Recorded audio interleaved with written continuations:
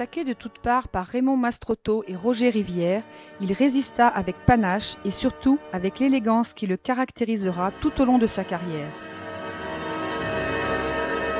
Ce premier maillot jaune et cette première Marseillaise suite à sa victoire finale allaient le marquer toute sa vie. En ce 21 juin 1959, sur le circuit de Montlhéry, Henri Anglade allait confirmer sa grande forme du moment.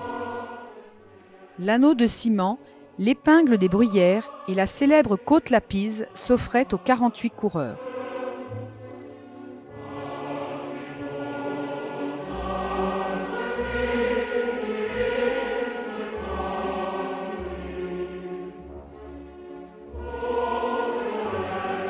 Sous une chaleur lourde, au 19e tour, Anglade lâcha ses adversaires et finira champion de France devant Forestier et Privas. Un beau moment d'émotion pour un futur grand champion.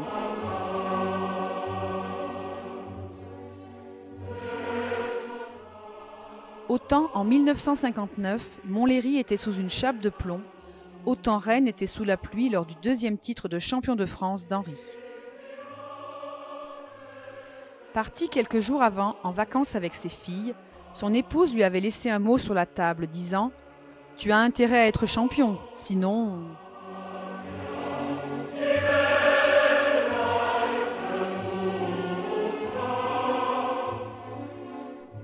C'est avec un immense panache qu'à 3 tours de l'arrivée, Henri fit un superbe démarrage et personne ne le revit.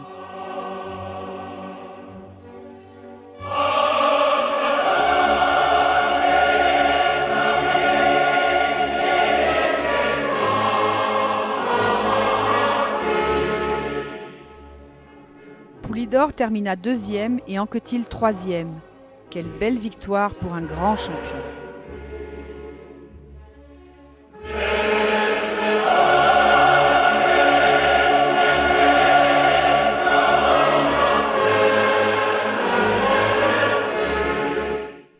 Que fait un coureur devant un passage à niveau? Soit il attend, soit il passe en force. Henri, plusieurs fois dans sa carrière, a été confronté à cette situation. Et lorsque c'était un train de marchandises roulant doucement, il montait dans les wagons qu'il traversait vite afin de reprendre sa route. Que fait un chien ici? Une fois, un chien s'accrocha au mollet d'Henri. Il fit 3 tours de pédale avec et lui mit un grand coup sur la tête.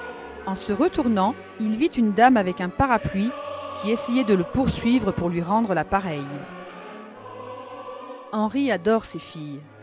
Mais lors de la naissance d'Annick à Villefranche, après avoir conduit madame à l'hôpital, comme tout allait bien, il alla se coucher et demanda au docteur Darroze de ne le réveiller que si c'était un garçon. La radio, lors des courses d'Henri, devait être allumée dans toutes les pièces de la maison.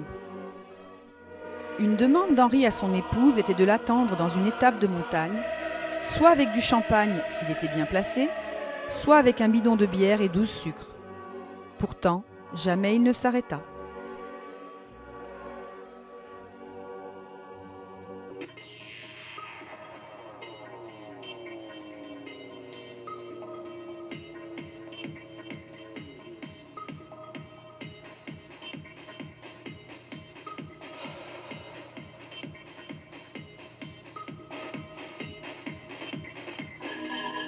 Bonjour Frédéric, bonjour à tous. Une image exceptionnelle ici à Lyon. Nous sommes entourés de toute la famille Anglade. Et on peut dire, Henri, ça n'arrive pas tous les jours. Ça n'arrive pas tous les jours, non. Je dois même pouvoir dire que c'est sans doute la première fois qu'on est tous réunis. Alors quand je dis tous, c'est les 3 générations, plus le chien. Vous pouvez nous présenter un petit peu la famille? Alors d'abord les plus fraîches, hein, au niveau des générations. Sidonie qui tourne le dos, mais c'est pas grave, elle apprendra. César, l'héritier mâle, Margot, et puis Mélanie, Valentine qui fait la fofolle derrière. Après, il faut que... Ah oui, je vais gagner. Après, Valérie, qui est ma 2e fille, Annick qui se cache derrière, qui est l'aînée, ça se voit d'ailleurs. Et puis alors ensuite, je dirais les moins frais, Paulette, mon épouse, et puis moi. Et vous n'avez pas oublié votre chien également? Oh, Lancelot, ouais, Lancelot. C'est la première fois qu'on est tous ensemble, avec le chien. Hein. Alors, qu'est-ce qu'on ressent quand on est en semi-retraite, on va pas dire à la retraite comme vous, et quand on est entouré de toute sa famille, comme ça, une famille aussi nombreuse? Alors, je crois qu'il y a la question globale, et je vais répondre à ma manière, un peu à côté de la question. Je vais dire que, quelque part, il y a un côté émouvant, parce que si vous êtes là aujourd'hui, c'est pas parce qu'il y a la famille Anglade. Si vous êtes là aujourd'hui, je crois que c'est un peu pour le cyclisme. Et que c'est peut-être, à coup sûr, c'est la première fois qu'on est réunis aussi devant une télé pour parler vélo. Et puis ça, c'est aussi un événement. Donc mon émotion, c'est que ce soit le vélo qui nous rassemble. Et puis deux maillots en quelque sorte emblématiques de toute votre carrière, le maillot jaune d'un côté, le maillot tricolore de l'autre, qui sont fort bien portés aujourd'hui d'ailleurs. Ben oui, ben ça c'était pour le décor, hein. Vous avez vu qu'il n'y a que du vert, mais c'est vrai que le maillot jaune, ben, je suis fier d'avoir porté le maillot jaune, seulement 2 jours, mais je suis fier, j'ai une pensée amicale pour Raymond Poulidor. Ah, il vous entend, ouais. Et puis le maillot tricolore, je dirais que quelque part c'est aussi ma première Marseillaise, alors qu'on le veuille ou pas, puis fils de militaire, une Marseillaise, ça représente quelque chose. Il en manque presque un, c'est mon maillot jaune du Dauphiné libéré, parce que ça a été ma première grande victoire. Alors, nous allons le voir dans le portrait qui va suivre. D'ailleurs, tu vas lancer tout de suite le portrait de ton papou. Tu vas faire tes débuts à la télévision, d'accord? Envoyez le portrait de mon papou.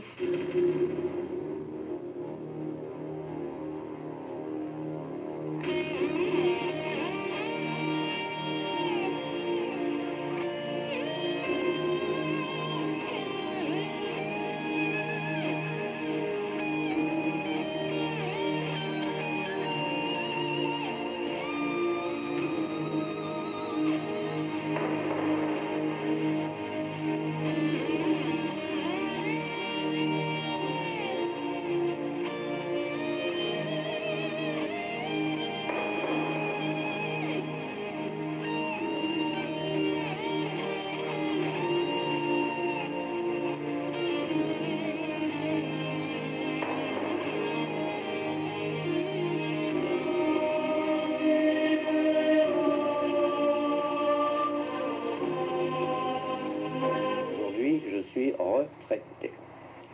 En dehors de ça, bien entendu, il paraît que je fais partie des retraités actifs. Et en effet, j'ai un certain nombre d'occupations dans le milieu associatif, je dirais dans le milieu un peu de l'entreprise aussi, où compte tenu de mon passé, j'ai une certaine expérience de l'entreprise, donc je fais un peu d'audit et un peu de conseil en entreprise. Et puis sur le retour, je me suis découvert une vocation, à savoir qu'il y a 5 ans, je suis parti dans la fabrication de vitraux. Et puis aujourd'hui, ben, ma foi, je suis devenu artiste. Alors l'avantage des artistes, c'est qu'ils travaillent quand ils en ont envie. Il y a environ 1 mois, on a fêté le 40e anniversaire de Notre-Dame des cyclistes à la Bastide d'Armagnac. Et en effet, j'ai posé pour ce jour-là, je dirais, mon premier vitrail, ma Vierge de Notre-Dame des cyclistes. Et puis maintenant, ben, je suis sur un projet un peu plus important, puisqu'en tout, il y a 9 vitraux à faire. Et l'un des souhaits de l'abbé Massy, qui est le père de la chapelle, quand il a su que je faisais des vitraux, et il a téléphoné à ma femme en disant qu'il faut absolument que Henri prenne contact avec moi, parce que les vitraux faits par un ancien cycliste, ça serait quand même sympa. Alors je me suis fait prendre au jeu, et puis je dois dire aujourd'hui que ben, j'aimerais bien avoir le temps de le faire, et puis de finir cette chapelle. Et je crois que le moment le plus fort, je vais dire quasiment de toute ma carrière, ça a été mon premier championnat de France à Montlhéry, quand je me suis retrouvé à enfiler le maillot tricolore et d'entendre ma Marseillaise, je dis bien ma Marseillaise, d'ailleurs j'en ai chialé, mais ça ça fait partie des grands souvenirs, il y en a eu d'autres derrière. Darrigade, Anctil, Poulidor, Franloy, un carré d'as plein d'espoir au départ du championnat du monde sur route à Salanches.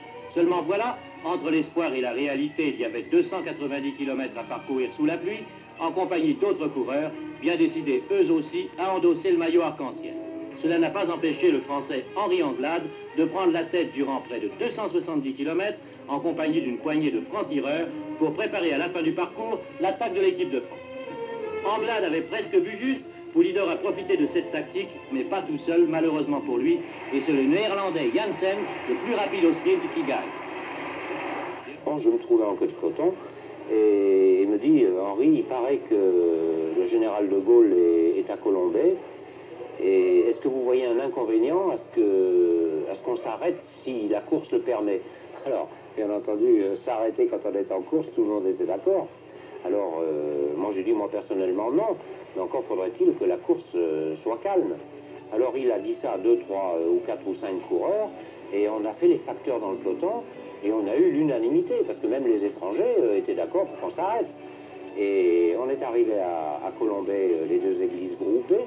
Nous, on arrivait comme ça, il était sur une butte sur la gauche, il est descendu, et il est venu me serrer la main en premier. Et quelques années après, il passe à la préfecture à Lyon, et il vient vers moi, il me dit, vous vous souvenez, quand est-ce qu'on s'est rencontrés pour la première fois? Je lui dis, monsieur le président, quand même, ça fait partie des choses dont on se souvient dans la vie. Et là, je lui dis, mais mon cher président, je voudrais vous poser une question. Pourquoi ce jour-là, vous êtes venu me serrer la main en premier? Il me dit, mon cher, parce que vous avez porté notre drapeau.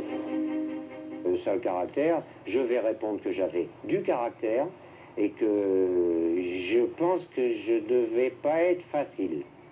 Et ça, je pense qu'il faudrait peut-être poser la question à d'autres, parce que moi, je ne vais pas vous dire que j'avais ça caractère. Je me plais bien. Je ne le vois pas toujours très souvent, mais il est bien. Il était exigeant, il était un peu pénible, c'est vrai, mais enfin non, c'était bien, quoi. Même pas mal, encore maintenant, il plaît aux copines. Hein, ouais, non, ce qui est un au signe. bureau, il fait fureur. Oui. Non, c'est vrai qu'il était beau. Henri, champion de France. Apollo, champion du Beaujolais. Bernard Thévenet. Henri, c'est un cas, c'est un numéro. Il faut, bon, c'est vrai qu'on a des relations tous les deux qui sont vraiment intimes. Henri, avant d'être une idole, c'est avant tout l'ami. Ben, oui, c'est plutôt l'ami. L'idole, d'accord, mais c'est l'ami, non, c'est pas, il n'y a pas de cinéma. I see trees of green, red roses too. I see them bloom for me and you, and I think to myself, what a wonderful world.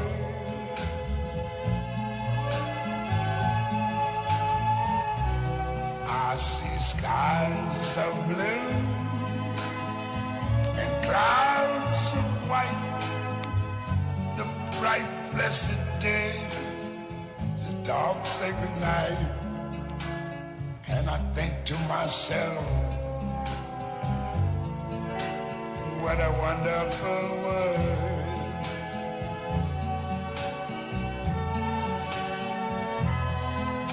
The colors of the rainbow, so pretty in the sky, are also on the faces of people going by.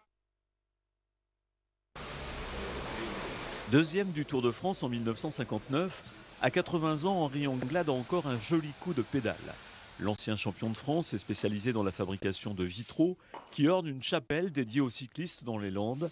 Et forcément, il s'est inspiré de l'une de ces rencontres. Il y a un curé qui était en soutane qui m'a passé un bidon. Alors j'ai pris le bidon, je lui ai dit « Merci mon père, Dieu vous le rendra » et j'ai continué. Antonin Roland, Henri Anglade, depuis 57 ans, l'amitié unit ses compagnons du Tour de France.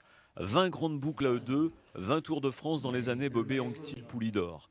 Les deux ont porté le maillot jaune, celui que le public cherche dans le peloton. Voilà, mon premier maillot avec Yves Tourner. Ah ben celle-là, celle-là. 12 jours en jaune en 1955 pour Antonin Roland. Là-dedans, j'ai souffert. Hein. J'en ai laissé de la sueur. J'aurais bien aimé avoir un titre autre que le maillot. Enfin, le maillot, c'est pas mal aussi. Et évidemment, le maillot, il aurait fallu le voir le dernier jour. Je vais étouffer.